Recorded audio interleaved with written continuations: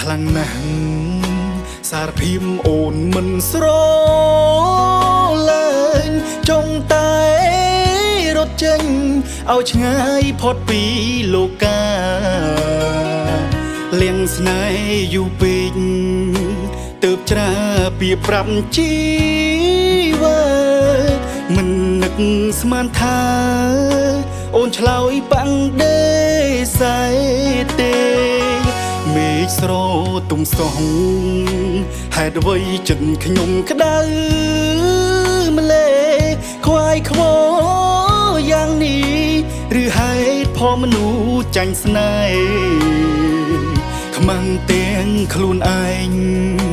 ហើយអូនក៏លែងហ៊ានក្បែ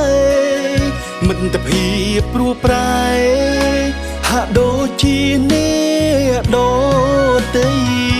លោមលួចមើលមុខលួចមានទុកកើនទ្វេដងចង់ហៅសាសងប៉ុន្តែអូនលែងហ៊ានតបស្ដី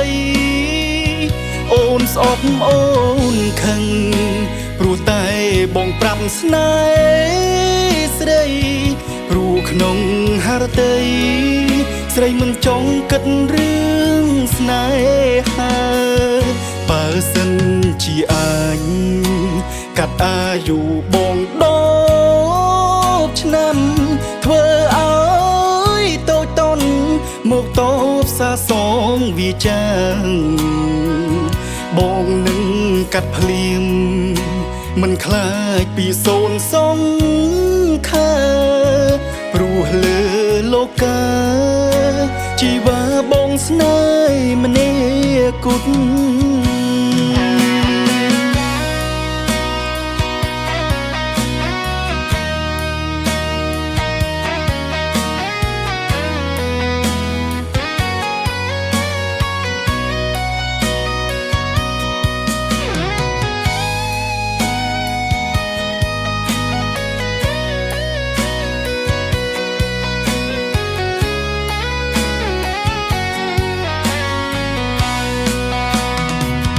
លោមលួចមើលមុខ